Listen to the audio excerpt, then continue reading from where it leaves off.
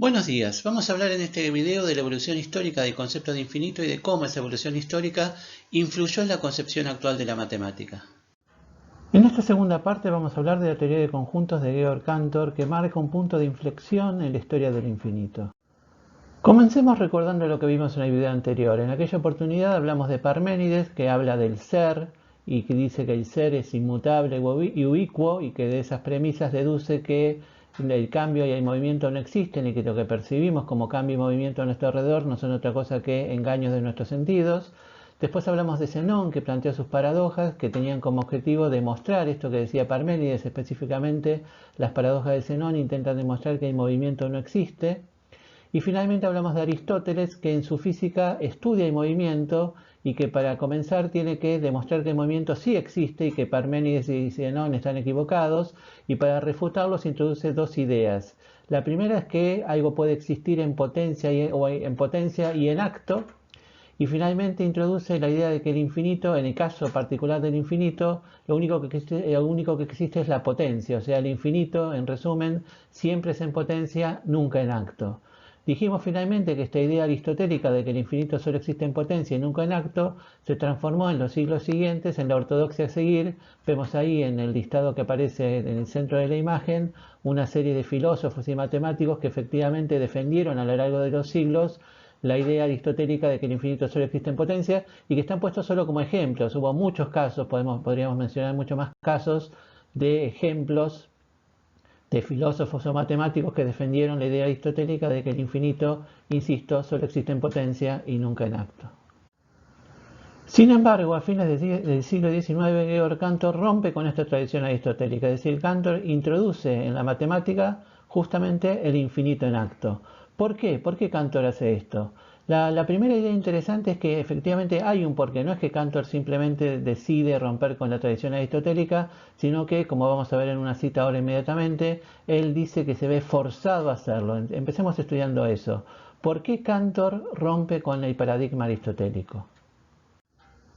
Veamos entonces esta cita, que es de 1883. Dice así: es en el transcurso de muchos años de esfuerzos e investigaciones científicas que me he visto impulsado lógicamente casi contra mi voluntad. Esa parte siempre me ha impresionado mucho. Casi contra mi voluntad, dice Cantor, pues se opone a tradiciones que habían llegado a ser muy apreciadas por mí. Esas tradiciones obviamente se refieren a la idea aristotélica de que el infinito solo existe en potencia. Dice así, entonces: me había impulsado casi contra mi voluntad al punto de vista de considerarlo infinitamente grande, no solo en su forma de algo que crece sin límites, o sea, no solo como un infinito en potencia, sino también fijarlo matemáticamente por medio de números en la forma determinada de lo completamente infinito. Lo completamente infinito es la manera que tiene Cantor de llamar al infinito en acto, es decir, básicamente lo que está diciendo esta cita es: me vi forzado casi contra mi voluntad, debido a mis investigaciones científicas, a abandonar el infinito en potencia e introducir el infinito en acto. Ahora bien, ¿cuáles son esas investigaciones científicas que forzaron a Cantor a introducir el infinito en acto? Bueno, esas investigaciones científicas tienen que ver con lo que se conoció como la fundamentación del análisis matemático. Hablemos un poquito de la historia de la fundamentación del análisis matemático, porque tiene que ver justamente con lo que Cantor se vio forzado, según sus propias palabras, a hacer. ¿Qué es el análisis matemático? Es muy difícil definir qué es una rama de la matemática en general, y en particular es muy difícil definir qué es el análisis matemático, que es una rama muy compleja y diversa.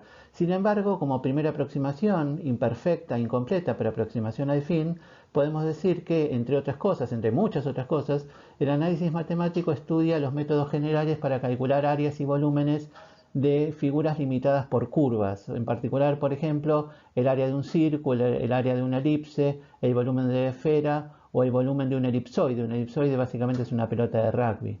En ese sentido, podemos considerar tanto a Arquímedes como a Eudoxo, matemáticos griegos de la antigüedad clásica, como precursores del análisis matemático por lo siguiente: Eudoxo estudió el área de un círculo y determinó que es directamente proporcional al cuadrado de su radio, mientras que Arquímedes estudió el volumen de la esfera y lo relacionó con el volumen del cilindro inscrito en ella. En ese sentido, insisto, se podrían considerar como precursores del análisis. Sin embargo, sus trabajos no forman todavía parte del análisis matemático, porque en realidad ellos hicieron razonamientos específicos y no buscaron métodos generales. ¿Qué quiero decir con esto? El razonamiento de Eudoxo se aplica al círculo, pero no se puede generalizar a una elipse, mientras que el razonamiento de Arquímedes se aplica a la esfera y no se puede generalizar un elipsoide. O sea, ellos, insisto, no encontraron métodos generales para resolver esos problemas. El nacimiento, entre comillas, oficial del análisis matemático se fija a fines del siglo XVII con los trabajos de Newton y Leibniz, quienes introducen la idea de derivada y de integral. En particular, la integral justamente nos da un método general que sí permite resolver los problemas de áreas y volúmenes que mencionábamos recién. Entonces, insisto, el análisis matemático comienza oficialmente a fines del siglo XVII. Sin embargo, esa primera versión del análisis era muy diferente de la que conocemos hoy en día. Por lo siguiente, esa primera versión del análisis, como la matemática de aquella época en general, estaba fuertemente influida por la matemática, por la geometría de Euclides.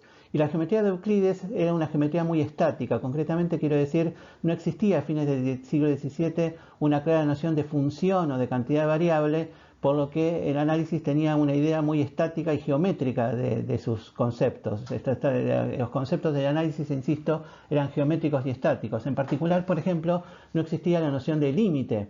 Esa noción de límite, hoy en día tan asociada con el análisis, era reemplazada en aquella época con la idea de infinitésimo. ¿Qué es un infinitésimo? Un infinitésimo es un número real positivo más pequeño que cualquier otro número positivo.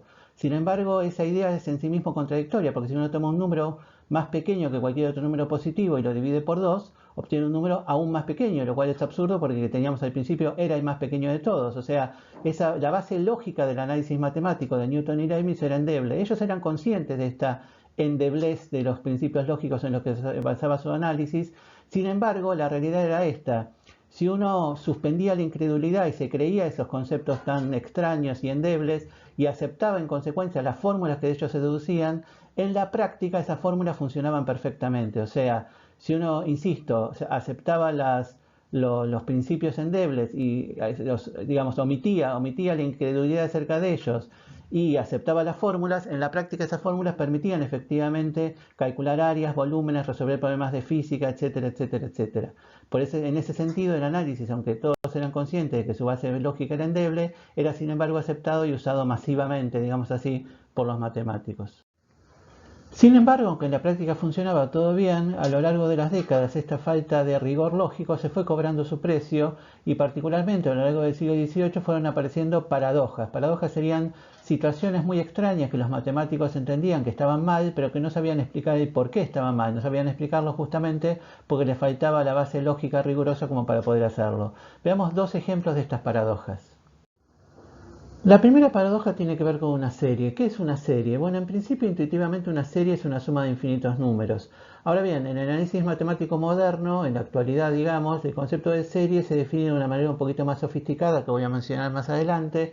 Sin embargo, en el siglo XVIII, justamente la serie se la definía como acabo de decir. Una serie es una suma de infinitos números. Entonces, la paradoja concretamente tiene que ver con la suma que aparece ahí más abajo. Dice así: 1 menos 1 más 1 menos 1 más 1 menos 1 más 1 menos... Y los puntos suspensivos indican que ese mismo esquema, digamos así, sigue infinitamente. Entonces la pregunta es, ¿cuál es el resultado de esa cuenta, digamos así? ¿Cuál es la suma de esa serie? Una propiedad de la suma es que es asociativa, o sea que no importa cómo agrupemos los sumandos, el resultado siempre es mismo. Sin embargo, esta imagen nos muestra que en este caso parece no ser así, que según cómo agrupemos los números unos y menos unos, el resultado puede ser en un caso 0 y en el otro caso puede ser 1. Vemos acá un razonamiento todavía diferente que dice así: llamamos S al resultado de la suma y vemos ahí una serie de operaciones que uno hace con esa letra S, donde llega a la conclusión de que vale un medio. O sea, en este caso la conclusión sería que la suma de la serie es igual a un medio. Entonces la pregunta en realidad es, ¿cuál es el resultado de la suma? ¿Es 0, es 1 o es un medio? En realidad los matemáticos del siglo XVIII no tenían una respuesta clara para esta pregunta. Leibniz había estudiado la serie sin poder llegar a ninguna conclusión concreta y Euler, que fue el gran matemático del siglo XVIII, también la estudió y llegó a la conclusión de que tenía que ser un medio simplemente porque es el promedio de los tres valores posibles. O sea, de alguna manera la respuesta de Euler fue, bueno, si puede ser 0, 1 o un medio, elijamos el un medio que es el que está en la mitad. Entonces la pregunta sería en definitiva, ¿cuál es la respuesta correcta? ¿Es 0? ¿Es 1 o es un medio? Bueno, veremos después, más adelante, cuál es exactamente la respuesta correcta que se da hoy en día a esa pregunta. La segunda paradoja también tiene que ver con una serie. Empecemos entonces con la igualdad que se muestra ahí arriba, que como dice ahí mismo fue demostrada por Leibniz. y que dice que entonces si uno hace 1 menos un medio más un tercio menos un cuarto más un quinto menos un sexto y así sigue infinitamente, el resultado de esa suma es exactamente el logaritmo natural de 2. Entonces lo que hacemos es multiplicamos por 2 ambos miembros y a la izquierda distribuimos con los infinitos términos de la suma, distribuimos el 2. Lo que aparece ahí arriba es lo mismo que teníamos recién. En el siguiente renglón lo que hacemos es reordenar los términos y agruparlos convenientemente, algo que con una suma se puede hacer. Y llegamos, si uno se fija bien, a reconstruir la serie que teníamos al principio. O sea, llegamos a que 1 menos un medio más un tercio menos un cuarto más un quinto es igual a 2 logaritmo de 2.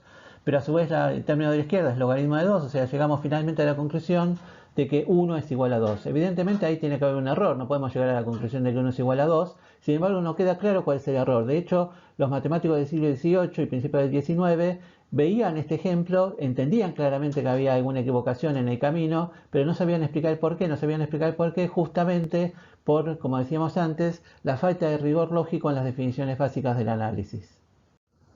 Los ejemplos que acabamos de mencionar y muchos otros por el estilo forzaron la necesidad de darle al análisis matemático rigor lógico. O sea, en el siglo XIX los matemáticos de alguna manera dijeron esto ya no puede seguir así, hay que darle al análisis, a los conceptos del análisis una definición rigurosa, hay que definir las cosas con precisión, demostrar las propiedades con precisión, etcétera, etcétera. Entonces surge lo que se conoció como el movimiento crítico de la matemática. Este movimiento que se prolongó a lo largo de todo el siglo XIX estuvo formado por muchos matemáticos que, y unos independientemente de los otros, fueron justamente definiendo los conceptos con precisión, demostrando los teoremas con precisión y así sucesivamente. El análisis matemático que conocemos hoy en día es el resultado de ese proceso de fundamentación. No es el análisis de Newton y Leibniz, sino el que surge del proceso de fundamentación del siglo XIX. Entre otras cosas, en ese proceso de fundamentación se introduce finalmente la noción de límite, que permite, entre otras cosas, definir con precisión qué es una serie. Una serie entonces ya no se entiende hoy en día simplemente como una suma de infinitos números, sino como el límite de la sucesión de sumas parciales. ¿Qué es esto? Digamos, volvamos al ejemplo de 1 menos 1 más 1 menos 1 más 1 menos 1, etc. Esa serie, hoy en día se la piensa así. Lo que uno va haciendo es ir agregando los términos de a 1 por vez, quiero decir. O sea, primero calcula 1, queda 1 obviamente, después 1 menos 1, después 1 menos 1 más 1, después 1 menos 1 más 1 menos 1, o sea, va agregando un término por vez y se va fijando a qué se van acercando los resultados que va obteniendo, lo que se llaman las sumas parciales. En el caso de la serie en cuestión, lo que uno va obteniendo primero es 1, después 0, después 1, después 0, después 1, después 0. Como los términos van oscilando entre dos sin acercarse a ninguno en particular, uno dice que la suma de la serie no existe. O sea, esa serie no da ni 0, ni 1, ni un medio, no da ningún resultado. Una conclusión que los matemáticos del siglo XVIII les hubiera resultado muy extraña. Para ellos toda suma tiene un resultado, sea finita o infinita la cantidad de términos. Hoy sabemos que no. El concepto del límite nos permite decir que entonces la suma de esa serie no existe. En el caso de la segunda paradoja, lo que nos permite estudiar el análisis matemático riguroso de hoy en día es que en realidad para las sumas infinitas no sirve, no se aplica ya la propiedad asociativa y conmutativa. O sea, cuando uno tiene una cantidad finita de términos, la suma es asociativa y conmutativa, como ya sabemos. Sin embargo, cuando nos extendemos a infinitos términos, digámoslo así intuitivamente, cuando vamos a una serie, las series ya no son necesariamente conmutativos o asociativos. En algunos casos sí, en otros no, y justamente hay teoremas que nos dicen en qué caso es válido reordenar los términos o agruparlos y en qué casos no. En los dos casos que acabamos de ver, justamente no es válido reagruparlos. O sea, las, entre comillas, sumas infinitas tienen propiedades que son diferentes de las sumas que uno hace habitualmente en la vida diaria. Eso es lo que nos permitió entender entonces toda la fundamentación lógica del análisis matemático que se hizo en el siglo XIX. En este contexto de avances en el análisis matemático, el físico y matemático francés Joseph Fourier desarrolla a principios del siglo XIX el método conocido como descomposición en serie de Fourier. ¿En qué consiste este método? ¿En qué consiste esta descomposición? Veámoslo a continuación. Supongamos que uno tiene una onda complicada, por ejemplo la que en la imagen estamos viendo como señal. Una onda complicada sería técnicamente una función periódica, o sea, una función que se va repitiendo una y otra vez de la misma forma. Esa onda periódica, esa función periódica podría representar, por ejemplo, ahí dice señal porque podría representar una señal de radio, un sonido, cualquier fenómeno físico que tenga que ver con movimientos ondulatorios, digamos así. La idea de la descomposición en serie de Fourier es que esa onda complicada se puede descomponer justamente como la suma infinita de la palabra serie, como una suma infinita de senos y cosenos, básicamente como una suma infinita de ondas más sencillas. Esas otras imágenes, esas otras curvas que estamos viendo en la imagen, representan senos y cosenos de distintos periodos y frecuencias, que justamente son las primeras componentes de la descomposición de esta señal complicada. La descomposición en serie de Fourier lo usó el propio Fourier para analizar la propagación del calor. Y es una técnica que se utiliza muchísimo en física, pero no solamente en cuestiones teóricas, sino también en cuestiones prácticas en ingeniería. Por ejemplo, cuando uno analiza una señal de radio, un sonido, de hecho, por ejemplo, las ecografías que usan los médicos se basan para su funcionamiento, para su desarrollo, en justamente la descomposición en serie de Fourier. A su vez, y esto es importante para lo que queremos decir a continuación, como observamos en la imagen, la función periódica o la onda que uno está, o la señal que uno está descomponiendo en serie de Fourier puede tener discontinuidades, puede tener saltos. Veamos a continuación por qué este dato efectivamente es importante para nosotros.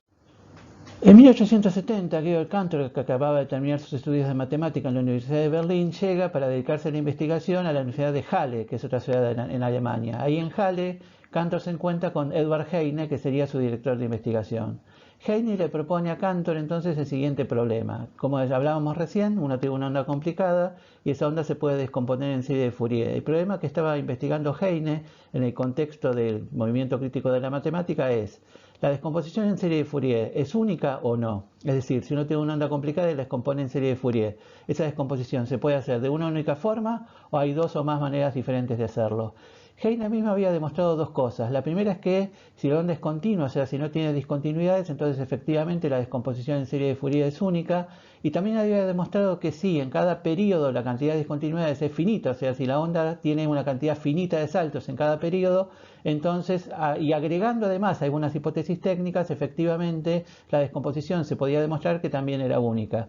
Lo que Heine le propone a Cantor que investigue es lo siguiente: si la cantidad de discontinuidades es finita en cada periodo, ¿se pueden sacar esas hipótesis técnicas que Heine había agregado? Y sobre todo, la segunda pregunta que le propone, que es la que más nos interesa, es esta: si en cada periodo la cantidad de discontinuidades es infinita, ¿la descomposición en serie de Fourier sigue siendo única? Es decir, vuelvo a la pregunta que es la que nos interesa. Uno tiene una onda complicada que en cada periodo tiene una cantidad infinita de discontinuidades. Esa condición nos permite igualmente asegurar que la descomposición en serie de Fourier será única. Ese es el problema que entonces empieza a investigar Cantor en 1870.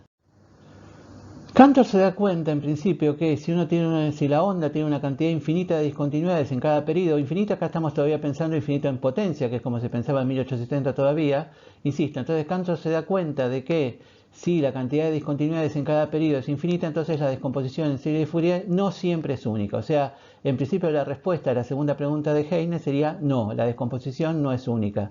Pero Cantor no se queda con esa respuesta tan simple, sino que él intuye, y acá es donde entramos realmente en el tema que nos interesa, él intuye que si la cantidad de discontinuidades es infinita y al mismo tiempo se cumple cierta condición adicional que él intuye, pero que en principio no logra todavía precisar, pero insisto, hay una condición que él intuye que le dice que si la cantidad de discontinuidades es infinita y además se cumple esa condición adicional, entonces la descomposición en serie de Fourier sí es única.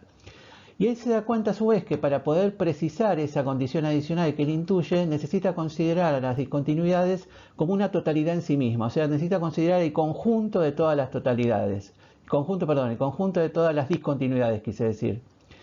Entonces, y esa idea de considerar el conjunto, la totalidad de todas las discontinuidades como un objeto en sí mismo, eso lo lleva a empezar, ese es el primer germen de la teoría de conjuntos. O sea, la teoría de conjuntos, esencialmente, la idea de conjunto es pensar en un nuevo objeto que es el conjunto, que es un objeto en sí mismo diferente de todos los elementos que lo forman. O sea, como dice ahí abajo, cuando uno habla del conjunto de todos los números naturales, ese no es un número natural, es un objeto nuevo que uno crea a partir de los números naturales. Están los números naturales por un lado y por otro lado, en otro, digamos, nivel, está el conjunto de los números naturales, que es un objeto en sí mismo. Cantor se da cuenta entonces que necesita considerar eso, necesita considerar el conjunto de todas las cosas, en este caso de todas las discontinuidades, como un objeto en sí mismo. Y eso mismo, esa idea en sí misma, ya lo lleva al infinito en acto, porque si uno está pensando en el conjunto que contiene, por ejemplo, a todos los números naturales o a todas las discontinuidades, está pensando que todos esos objetos ya existen simultáneamente dentro del conjunto, y entonces justamente si uno habla del conjunto de todos los números naturales, está pensando en un infinito en acto. O sea, esta idea, esta hipótesis que él intuye que le permitiría demostrar la unicidad de las composiciones de Serie y Fourier, lo pone en el camino tanto de la teoría de conjuntos como de considerar el infinito en acto. Pero Cantor llega además a otra idea aún más sorprendente que es esta. Él se da cuenta, intuye, sospecha que además la condición que debe cumplir esa totalidad, ese conjunto de las discontinuidades es la siguiente. Él se da cuenta de que tiene que poder decir esto: si el conjunto de todas las discontinuidades es infinito, pero esas discontinuidades de alguna manera son pocas, entonces, de todos modos, la descomposición en serie de Fourier es única. O sea, insisto, lo que él intuye es que tiene que poder decir esto: las discontinuidades son infinitas, pero pocas. Parece contradictorio, ¿no? O sea, como infinitas, pero pocas. De hecho, infinito es muchísimo. Infinitos pero pocas parecen en sí mismo contradictorios. Sin embargo, Cantor que está intuyendo, lo que está empezando a intuir en esta sospecha que él tiene, es que justamente hay infinitos más grandes que otros, que hay infinitos más grandes e infinitos más pequeños, y que la cantidad de discontinuidades de alguna manera, para que la descomposición en serie de Fourier sea única, tiene que ser infinita, pero dentro de esos distintos niveles de infinitud tiene que ser de los más bajos. De hecho, efectivamente, lo que termina demostrando Cantor es que si la cantidad de discontinuidades de una función periódica es infinita, pero ese infinito corresponde al nivel más bajo de todos los que existen, entonces efectivamente la descomposición en serie de Fourier es única. En realidad, cuando Cantor publica su teorema, que lo publica en 1871 y después con otra versión en 1872, no habla todavía de niveles de infinitud, porque se da cuenta de que esa es justamente al hablar de niveles de infinitud, al hablar de infinito en acto, al hablar de teoría de conjuntos, está rompiendo con Aristóteles. Se da perfectamente cuenta de que ese tipo de concepto sería muy polémico. Entonces, en principio, lo que hace es enunciar el teorema de la existencia de la unicidad, de la descomposición en serie de Fourier, de una manera que evita hablar de niveles de infinitud, lo hace de una manera un poco más heterodoxa, diríamos hoy en día, de una manera un poco más abstrusa, de modo tal que evita hablar de eso. Sin embargo, lo que él tiene en su mente justamente es que existen niveles de infinitud diferentes, y de que las descomposiciones en serie de Fourier es únicas y las discontinuidades están en el más bajo. Entonces, una vez resuelto este problema sobre series de Fourier, Cantor empieza a investigar en sí mismo estos niveles de infinitud, se empieza a dedicar más allá del problema de series de Fourier, que en principio resuelve, como digo, en 1871-72, empieza a investigar la teoría de conjuntos, empieza a investigar cómo puede él darle precisión, cómo puede él transformar esta intuición de que hay infinitos más grandes que otros en una teoría consistente, en una teoría rigurosa que le dé a ese concepto una definición matemática que tenga rigor lingüístico y lógico. A partir de 1874, Cantor empieza a publicar sus investigaciones sobre los distintos niveles de infinitud, pero él disimula el lenguaje. O sea, le aconsejan, particularmente Karl Weierstrass le aconseja que no hable explícitamente de niveles de infinitud, sino que enuncie sus teoremas, sus resultados, de una manera tal que evite hablar de eso explícitamente. Y Cantor así lo hace, efectivamente, hasta que llega a 1883, en el trabajo que citábamos antes, en el que de alguna manera, parafraseando, dice: ya no puedo disimular más, para seguir adelante con esto tengo que hacer explícito que lo que estoy hablando es de distintos niveles de infinitud, de que lo que estoy hablando es del infinito en acto. Y en ese artículo que citábamos antes, hace toda una defensa filosófica del infinito en acto, de por qué está bien trabajar con él, etcétera, etcétera, e introduce ahí sí más explícitamente todas las ideas que venía disimuladamente introduciendo en sus trabajos desde 1874. Hablemos un poco, sin entrar en mucho detalle, un poco en qué consiste la idea de Cantor, que su concepto básico es este. Como decíamos entonces hace un momento, lo que Cantor quiere definir de alguna manera precisa, matemática, es que existen infinitos más grandes que otros, que hay conjuntos que son infinitos, pero que su nivel de infinitud es superior al de otros conjuntos. Entonces, lo primero que define Cantor es qué quiere decir que dos conjuntos tengan el mismo nivel de infinitud. Entonces, él dice que dos conjuntos tienen el mismo nivel de infinitud, básicamente sería dos conjuntos infinitos tienen la misma cantidad de elementos si uno puede establecer entre ellos una función biyectiva. Que la idea sería básicamente: yo tengo dos conjuntos, quiero saber si tienen o no la misma cantidad de elementos, entonces yo puedo emparejar cada elemento de un conjunto exactamente con un elemento de otro, entonces efectivamente puedo decir que los dos tienen la misma cantidad de elementos. Cantor se inspira en esto en lo que pasa con conjuntos finitos, o sea, digamos que uno tiene dos conjuntos finitos, por ejemplo un conjunto de personas y un conjunto de sillas, y quiere saber si hay o no la misma cantidad. Bueno, una manera de hacerlo es decirle a cada persona que elija una silla. Si cada persona se sienta en una silla y no sobran personas ni sobran sillas, se cae la misma cantidad. Lo que uno hace es hacer una correspondencia uno a uno entre personas y sillas. Lo que Cantor dice básicamente es hagamos lo mismo para conjuntos infinitos. Si en dos conjuntos infinitos yo puedo establecer una correspondencia, una función biyectiva, que a cada elemento de uno le asigna exactamente un elemento de otro sin que sobre nada de los dos lados, es que tienen la misma cantidad de elementos, están en el mismo nivel de infinitud. Recordemos que esta idea ya la había tenido Galileo. Galileo la había tenido por la negativa, pensándolo como un absurdo. Habíamos visto eso en la primera parte de nuestro desarrollo sobre el infinito. En esa primera parte dijimos, Galileo había observado que efectivamente un segmento más largo tiene la misma cantidad de puntos que un segmento más corto, o que hay la misma cantidad de números naturales que de números cuadrados. Cantor dice, a diferencia de Galileo, que eso efectivamente es así, que no es absurdo y que lo que sucede con conjuntos infinitos es que un conjunto puede ser equivalente, puede tener el mismo nivel de infinitud que una parte propia, o sea, ese principio aristotélico de que todo es mayor que las partes no se aplica a los conjuntos infinitos. Un conjunto infinito puede tener exactamente el mismo nivel de infinitud que un subconjunto propio de él mismo. Además de los ejemplos que acabamos de mencionar de Galileo, veamos este otro donde Cantor demuestra que n, el conjunto de todos los números naturales, tiene el mismo nivel de infinitud que el conjunto de todos los números racionales. Esta fue una de las primeras demostraciones que hizo Cantor en relación a esta idea de los distintos niveles de infinitud. En realidad yo digo niveles de infinitud, la palabra más correcta es ser coordinables. Dos conjuntos son coordinables si existe una biyección, una función biyectiva entre ellos. Ser coordinables equivale a decir lo que yo vengo diciendo más informalmente, como tienen el mismo nivel de infinitud, o también se podría decir todavía más informalmente, tienen la misma cantidad de elementos. Entonces digo, lo que vamos a mostrar en este ejemplo es, tal y como lo hizo Cantor, que el conjunto de los números naturales es coordinable, tiene la misma cantidad de elementos que el conjunto de los números racionales. Yo lo voy a hacer en realidad con los racionales positivos, pero se puede hacer fácilmente también con los negativos y ahora al final voy a explicar cómo. Entonces tenemos este esquema que estamos viendo acá, donde en la primera fila hemos escrito todas las fracciones del numerador 1, en la segunda fila hemos escrito todas las fracciones del numerador 2, en la siguiente fila todas las fracciones del numerador 3 y así sucesivamente. Entonces, en definitiva, en ese esquema que sigue infinitamente hacia la derecha, infinitamente hacia abajo, tenemos todas las fracciones, todos los números racionales están ahí. De hecho, cada número racional está representado varias veces, porque por ejemplo el número 1/2 está representado justamente como 1/2, también aparece como 2/4, como 3/6, etc. Pero más allá de esas repeticiones, es cierto que todos los números racionales aparecen en ese esquema. Entonces, en ese esquema, las flechas que están ahí representadas van mostrando un camino que uno va siguiendo en ese esquema. O sea, ese camino empieza por la fracción 1/1, después pasa a la fracción 2/1, después pasa a la fracción 1/2, después a 1/3, y así sucesivamente. Y lo que uno va haciendo para hacer la biyección es esto. Lo que uno hace es esto, insisto. A la primera fracción del camino, 1/1, le asigna el número 1.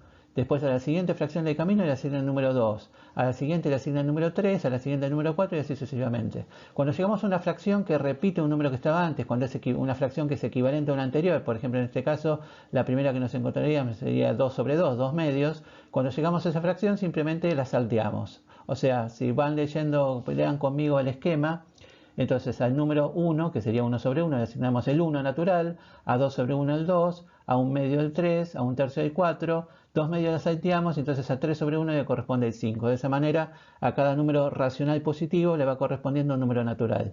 Si queremos trabajar con los negativos, simplemente agregamos el 0 y los negativos, y lo que hacemos es asignamos los positivos a los pares y el 0 de los negativos a los impares. O sea, insisto, hacemos lo mismo que acabamos de hacer con los positivos, pero en lugar de tomar todos los naturales, tomamos solo los pares, y hacemos el mismo esquema con los negativos y con el 0, números racionales negativos y con el 0, y a ese le asignamos los números naturales impares. Entonces, de esa manera podríamos tener también la biyección entre los naturales y todos los racionales. Entonces, en definitiva, lo que estaríamos demostrando acá es que hay la misma cantidad de números naturales que de números racionales. Los dos conjuntos, naturales y racionales, están entonces en el mismo nivel de infinitud.